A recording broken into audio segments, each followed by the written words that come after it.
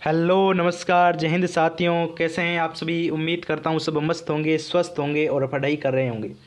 साथियों, आज हम पुनः एक बार आपके लिए एमटीएस के लिए जीके जीएस की शानदार रामबाण क्लास लेकर आ चुके हैं। तो सभी के सभी विद्यार्थी एक बार क्लास को ज़्यादा से ज़्यादा संख्या में अपने मित्रों के साथ कर दीजिए शेयर, क्योंकि ये रात के 9 बजे वाली क्लास आपके लिए होगी सिलेक्शन वाली क्लास। इस क्लास में जुड़ना ना भूलें, ठीक रात 9 बजे। तो चलिए क्लास की शुरुआत करते हैं, क्लास का शुभारंभ करते हैं। अपने प्यारे भाई बहनों के लिए कुछ 2 लाइनें कहना चाहूँगा, उसके बाद क्लास की शुरुआत करेंगे। कि पर्वतों को छोड़कर वो बहते हैं जिन्हें समंदर होना होता है। कि पर्वतों को छोड़कर वो बहते हैं जिन्हें समंदर होना होता है। और अक्सर मैदान में लड़ाई के वक्त जख्म भी उन्हीं के बहुत आते हैं जिन्हें जीत कर ज़िंदगी का बाजीगर बनना होता है। और इस बार हमें जीतना है, एमटीएस को क्रैक करना है और केवल एमटीएस पर ही नहीं रुकना है, अभी तो बहुत आगे तक जाना है। तो चलिए क्लास की करते हैं शुरुआत, क्लास की करते हैं शुभारंभ पहले प्रश्न के साथ, जो कि आपकी स्क्रीन पर है। कि बाल गंगाधर तिलक द्वारा मराठी भाषा में किस दैनिक समाचार पत्र की शुरुआत की गई थी। बाल गंगाधर तिलक, इन्होंने 2 समाचार पत्र की शुरुआत की थी। कितने की सर जी? 2। कौन कौन से? एक तो था सर जी अंग्रेजी भाषा में, एक तो था अंग्रेजी भाषा में, दूसरा था मराठी भाषा में। अंग्रेजी भाषा में था, उसका नाम था क्या? उसका नाम था मराठा। और जो मराठी भाषा में था उसका नाम था केसरी। तो मराठी भाषा में किसकी? केसरी की। अंग्रेजी भाषा का पूछ ले तो मराठा की। अब मुझे बात बताओ कि भारत का पहला समाचार पत्र कौन सा है? कि सर भारत का है बंगाल गजट। कौन सा? भारत का पूछ ले तो बंगाल गजट करके आ जाना। पूछ ले कि किसके द्वारा शुरुआत की गई, तो जेम्स ऑगस्टस इक्की के द्वारा। किसके द्वारा? जेम्स ऑगस्टस ऑगस्टस इक्की के द्वारा इसकी शुरुआत की गई थी। कब की गई थी? 1780 में। ये भी चलो याद रखो। अब अगर प्रश्न पूछ ले कि महात्मा गांधी के द्वारा कौन से समाचार पत्र की शुरुआत की गई, प्रश्न ऐसे भी आ सकता है, प्रश्न कैसे भी आ सकता है। तो महात्मा गांधी का भी याद रखना। महात्मा गांधी ने 1933 में एक समाचार पत्र की शुरुआत की थी, उसका नाम था हरिजन। याद रखना, हरिजन समाचार पत्र महात्मा गांधी के द्वारा 1933 में। अगला प्रश्न, निम्न में से किसे भारत की आयरन लेडी लौह महिला के नाम से जाना जाता है? भारत की आयरन लेडी, भारत की पहली महिला प्रधानमंत्री बनने वाली पहली राज्यसभा सदस्य। जन्म हुआ था 19 नवंबर। जन्म को एकता दिवस के रूप में मनाते हैं। और भारत रत्न पाने वाली पहली महिला। इतना हिंट दे दिया भाई, अब तो बताओ कौन है? गरीबी हटाओ का नारा दिया। चलो ये बहुत बड़ा हिंट है, गरीबी हटाओ का नारा दिया। ठीक है, तो चलो बताओ कौन थी? अरे सर जी, इंदिरा गांधी थी। हम बता रहे थे, उससे पहले आपने इतना बता दिया। इंदिरा गांधी जो भारत की पहली महिला प्रधानमंत्री थी, राज्यसभा सदस्य बनने वाली पहली प्रधानमंत्री, राज्यसभा सदस्य जो पहली प्रधानमंत्री बनी। जन्म हुआ था 19 नवंबर को। और 19 नवंबर को ही हम राष्ट्रीय एकता दिवस मनाते हैं। 19 नवंबर को ही हम राष्ट्रीय एकता दिवस मनाते हैं। 1971 में इन्हें भारत रत्न पुरस्कार मिला था। ठीक है भाई। 14 बैंकों का राष्ट्रीयकरण किया था। 14 बैंकों का राष्ट्रीयकरण किया था। कब किया था? 1969 में 14 बैंकों का राष्ट्रीयकरण। और 1980 में 6 बैंकों का राष्ट्रीयकरण किया। 31 अक्टूबर 1984 को इनकी हत्या कर दी गई इन्हीं के अंगरक्षकों द्वारा। अब मुझे बात बताओ, ये तो होगी आयरन लेडी। भारत के लौह पुरुष किसे कहते हैं? भारत के लौह पुरुष सर जी सरदार वल्लभ भाई पटेल को कहते हैं। सरदार वल्लभ भाई पटेल को भारत के लौह पुरुष कहते हैं। चलिए अगला प्रश्न, शेरशाह सूरी द्वारा जारी किए गए चांदी के सिक्कों को क्या कहा जाता था? शेरशाह सूरी के द्वारा जारी किए गए चांदी के सिक्के। शेरशाह सूरी कौन था? सूरी वंश का संस्थापक था। कौन था? सूरी वंश का संस्थापक था, जिसने चौसा की लड़ाई लड़ी। चौसा की लड़ाई लड़ी किसके साथ? लड़ाई लड़ी हुमायूं के साथ। हुमायूं के साथ इसने चौसा की लड़ाई लड़ी थी, जिसमें जीत किसकी हुई थी? शेरशाह की हुई थी। 1539 में। कब? 1539 में इसे सम्राट के रूप में फरीद उल दीन शाह की उपाधि धारण की। कन्नौज की लड़ी लड़ी इसने हुमायूं के साथ, जिसमें भी शेरशाह विजयी हुआ था। और कलकत्ता से पेशावर जाने वाली ग्रैंड ट्रंक रोड, कौन सी? ग्रैंड ट्रंक रोड भी इसी ने बनाई। ग्रैंड ट्रंक रोड का पूछ ले तो वो भी इसी ने बनाई। चलिए भाई, हमारा प्रश्न तो क्या है, इसके द्वारा जारी किए गए चांदी के सिक्के को रुपया कहा जाता था।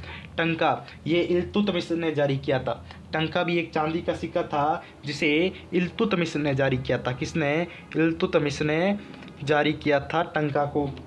दिनार, दिनार ये भी एक सोने का सिक्का था। मोहम्मद बिन तुगलक के द्वारा जारी किया गया था दिनार।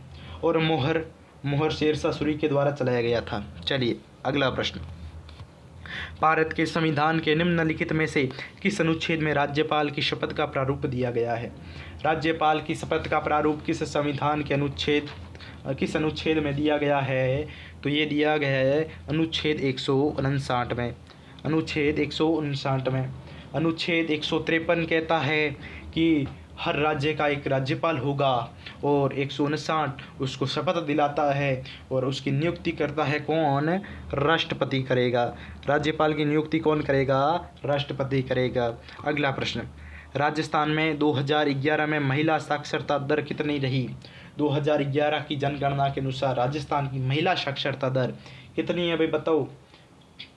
वो है 52.12%, 52.12%। पुरुष साक्षरता दर की बात करें तो 79.19%, 79.19%। सबसे अधिक साक्षरता दर की बात करें राजस्थान में तो कोटा और जयपुर की रही। किसकी? कोटा और जयपुर की सबसे अधिक साक्षरता है। सबसे कम की अगर आपको पूछ ले राजस्थान के बारे में, सबसे कम तो वो है जालोर की, जालोर और सिरोही की। जालोर और सिरोही की सबसे कम, कोटा जयपुर की सबसे अधिक। कौन सी पंचवर्षीय योजना महालनोबिस योजना भी कहलाई? महालनोबिस योजना दूसरी पंचवर्षीय योजना। दूसरी पंचवर्षीय योजना 1956 से 1961 तक, जिसके रूपकार थे प्रोफेसर प्रशांत चंद्र महालनोबिस, पीसी महालनोबिस। चलिए अगला प्रश्न, पूर्ण स्वराज का प्रस्ताव किस कांग्रेस अधिवेशन में पारित किया गया? पूर्ण स्वराज्य, पूर्ण स्वराज्य का प्रस्ताव किस अधिवेशन में पारित किया गया भाई? तो ये किया गया था कांग्रेस के लाहौर अधिवेशन 1929 में। लाहौर अधिवेशन 1929 में। भारतीय राष्ट्रीय कांग्रेस ने 19 दिसंबर 1929 को पूर्ण स्वराज्य का प्रस्ताव लाहौर अधिवेशन में पारित किया, और इसका जो अध्यक्ष थे, इसके अध्यक्ष थे वो कौन थे? वो थे जवाहरलाल नेहरू। कौन थे? जवाहरलाल नेहरू इसके अध्यक्ष थे। चलिए भाई, और अगर हम बात करें कांग्रेस की स्थापना की, कांग्रेस की स्थापना कब हुई? 1885 में। किसके द्वारा हुई? A.O. ह्यूम के द्वारा। A.O. ह्यूम के द्वारा। पहला अधिवेशन कब हुआ? 28 से 31 दिसंबर 1885 में। कहाँ पर हुआ? बम्बई में हुआ। किसकी अध्यक्षता में हुआ? W.C. बनर्जी की अध्यक्षता में हुआ। W.C. बनर्जी की अध्यक्षता में हुआ। अगला प्रश्न, शिव समुद्रम जलप्रपात किस नदी पर अवस्थित है? शिव समुद्र जलप्रपात, शिव समुद्र जलप्रपात गोदावरी नदी। अरे नहीं सर, गोदावरी नदी अगर इसकी बात करें तो भारत की दूसरी सबसे लंबी नदी, दूसरी सबसे लंबी नदी भारत की शरावती नदी। नहीं, शरावती नदी जो पूरी तरह से कर्नाटक में बहती है, और इस पर एक जलप्रपात है। कौन सा? जोग जलप्रपात। जोग जलप्रपात पूछे और बोले कि ये किस नदी पर है, तो शरावती नदी पर, जो पूर्णतया कर्नाटक में बहती है। फिर आती है कावेरी नदी। बिल्कुल कावेरी नदी। कावेरी नदी भारत में दूसरा जलप्रपात बनाती है शिव समुद्र नाम से। पेरियार नदी जो केरल की सबसे लंबी नदी है, और इसे केरल की जीवन रेखा भी कहते हैं। केरल की जीवन रेखा किस नदी को कहते हैं? तो पेरियार नदी को कहते हैं। अगला प्रश्न, हिमालय का निम्नलिखित में से कौन सा भाग काली और तीस्ता नदियों के बीच है? तो वो है नेपाल हिमालय। कौन सा? नेपाल हिमालय काली और तीस्ता नदी के बीच में स्थित है।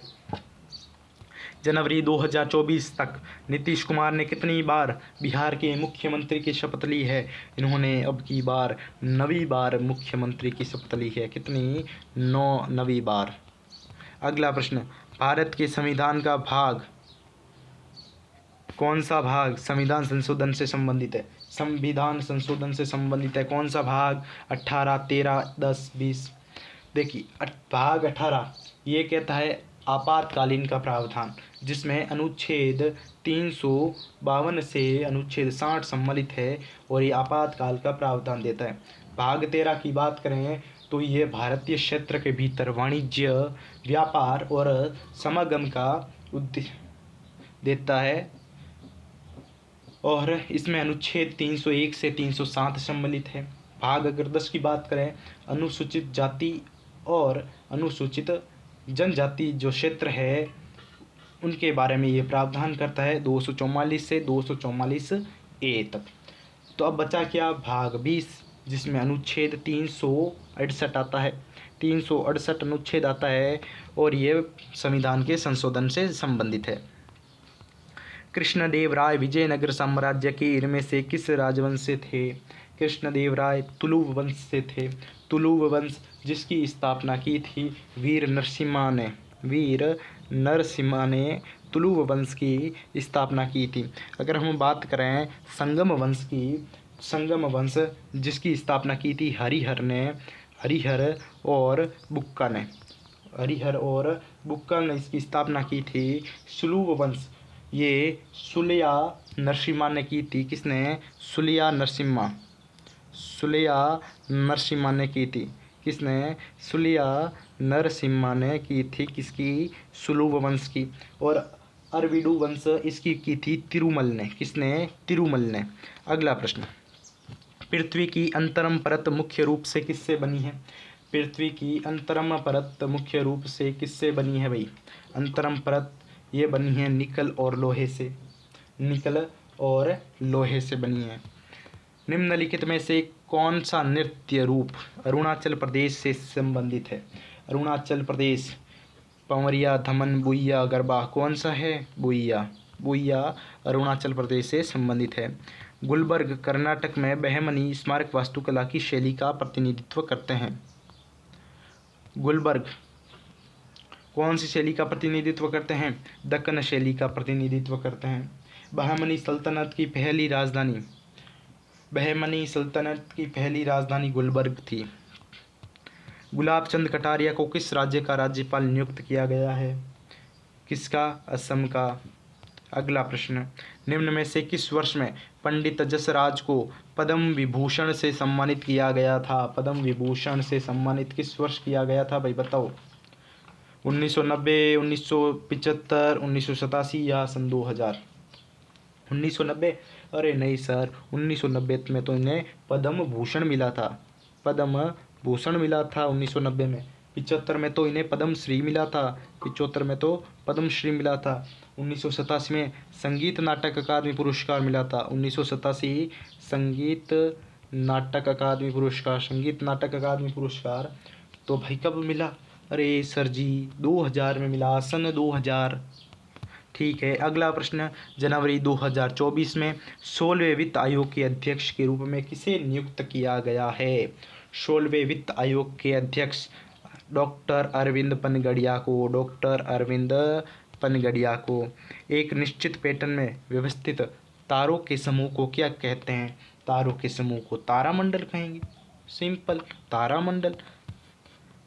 भारतीय संविधान के अनुच्छेद 17 द्वारा निम्न में से किस मुद्दे को समाप्त कर दिया गया है? इसके द्वारा अस्पृश्यता के जो मुद्दा था उसको समाप्त कर दिया गया है। अस्पृश्यता कानून को मजबूत करने के लिए संसद ने 1955 में अस्पृश्यता अपराध अधिनियम पारित किया था, जिसे 1976 में संविधान संशोधन के द्वारा इसका नाम बदल दिया गया। अब इसका नाम है नागरिक अधिकार अधिनियम 1955। क्या नाम है? नागरिक अधिकार अधिनियम 1955। ठीक है। चलिए भाई अगला प्रश्न, किस प्रादेश रिट द्वारा किसी राज्य के सर्वोच्च न्यायाधिकार के निर्णय को संशोधित किया जा सकता है? किसके द्वारा? उत्प्रेक्षण के द्वारा। किस अपरदन कारक द्वारा सर्क भूरूप का निर्माण किया जाता है? किसके द्वारा अपरदन कारक सर्क भूरूप का निर्माण? हिमनद के द्वारा। किसके द्वारा? हिमनद के द्वारा। ढाक किस नृत्य का प्रमुख वाद्य यंत्र है? ढाक ये काठी नृत्य का प्रमुख वाद्य यंत्र है, जो निमाड़ क्षेत्र का निमाड़ क्षेत्र का पारंपरिक नृत्य है, निमाड़ का, जो शिवरात्रि के अवसर पर किया जाता है। साफ 2023 चैंपियनशिप फाइनल जीतने के लिए भारत ने किस देश को हराया? भारत ने हराया कुवैत को, और कुवैत को हराकर साफ का 9वां खिताब जीता। कितना? 9वां खिताब जीता साफ, जिसकी फुल फॉर्म है दक्षिण एशियाई फुटबॉल महासंघ। इसका जो फाइनल हुआ था बेंगलुरु के श्री कांतिरावा स्टेडियम में हुआ था। कहाँ पर हुआ था सर? बेंगलुरु में हुआ था। कौन से स्टेडियम में? श्री कांतिरावा स्टेडियम में भारत ने कुवैत को पेनल्टी शूटआउट में 5-4 से हराया था। ठीक है, चलिए, तो आज की क्लास में इतना ही। फिर मिलते हैं कल रात ठीक 9 बजे एक और नेक्स्ट क्लास में। तब तक के लिए पढ़ते रहिए, स्वस्थ रहिए, मस्त रहिए और पढ़ाई को निरंतर जारी रखते रहिए। तो ठीक कल रात 9 बजे वाली, और 9 बजे वाली क्लास रोज़ाना कहता हूँ कि इस क्लास को मिस मत करो भाई।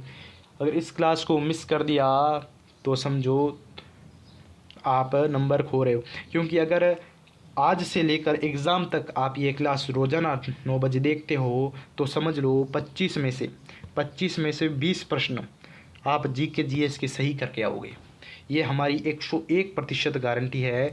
इतनी अच्छी तरह से आपको क्लास में कराएंगे कि आपका कोई भी प्रश्न क्लास से बाहर नहीं जाएगा। इसीलिए 25 में से 20 प्रश्न अगर सही करने हैं तो रोज़ाना 9 बजे वाली क्लास अटेंड कर लिया करो। और अभी तक चैनल को भी सब्सक्राइब नहीं किया तो जल्दी से जल्दी जाओ, सब्सक्राइब करो, क्लास को लाइक करो, अपने मित्रों के साथ शेयर करो।